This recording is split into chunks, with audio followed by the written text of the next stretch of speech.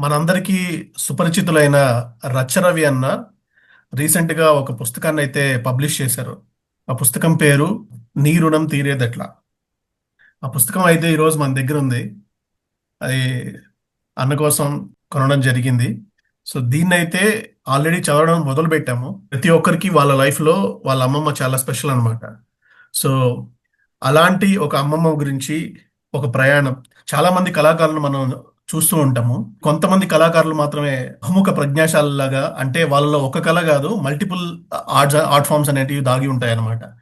అలాంటి అది యాక్చువల్గా అది వెరీ రేర్ కాంబినేషన్. అలాంటి వాళ్ళల్లో మనము ఈ మధ్య కాలంలో మనం చూసినటువంటి రచరవి అన్నగా చూస్తా ఉన్నాము. ఆయన లైక్ సెల్ఫ్ ఎస్టీమ్ గా తను గ్రో అయిన విధానం, లైక్ ఒక చాలా ఆర్డినరీ పర్సన్ నుంచి జబర్దస్త్ లోకి వచ్చి అక్కడ నుంచి తను స్కిట్స్ వేసుకుంటూ కొంచెం కొంచెం గ్రో అవుతూ సినిమాల్లో పాత్రలు ఒకటొకటిగా తెచ్చుకుంటూ అలా ఎదిగిన రచరవి అన్న లైక్ తీసిన సినిమాల్లో ఆయన చేసిన ప్రతి క్యారెక్టర్ కూడా ఒక యునిక్ క్యారెక్టర్ గా ఉంటది. ఎప్పుడు ప్రజలు గుర్తుంచుకునే క్యారెక్టర్ లాగా ఉంటది అనమాట.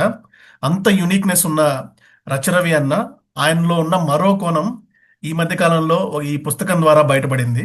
ఆ, మన సో ఆ పుస్తకం చదువుతున్న కొద్దీ ఆయనలో ఉన్న లైక్ రచయిత భావోద్వేగాలు కావచ్చు, టు ద కోర్, ఒక ఒక పల్లెటూరు వాతావరణం, లేకపోతే అక్కడ ఉన్న వాళ్ళ మధ్యలో ఉన్న రిలేషన్షిప్స్, ఇలాంటివన్నిటినీ కూడా ప్రతి ఒక్కరికి అది మనసుకు హత్తుకునేలాగా, లైక్ ఇది మా ఇంట్లో జరిగిందే అన్న ఫీలింగ్ క్రియేట్ అయ్యేలాగా సో రాసిన విధానము అభినందించదగినది. సో రచరవి అన్నకి ఈ పుస్తకాన్ని ప్రజలకి అందించినందుకు కృతజ్ఞతలు తెలుపుతూ థ్యాంక్ యూ సో మచ్ అన్న. ఈ పుస్తకాన్ని మేము వీలైనంత తొందరగా చదివి మళ్ళీ మీతో కలిసి కూర్చొని ఈ పుస్తకం గురించి ఇన్ని విషయాలు ముచ్చటిద్దాం. ఈ పుస్తకాన్ని పబ్లిష్ చేసింది అయితే అన్విక్షికి పబ్లిషర్స్.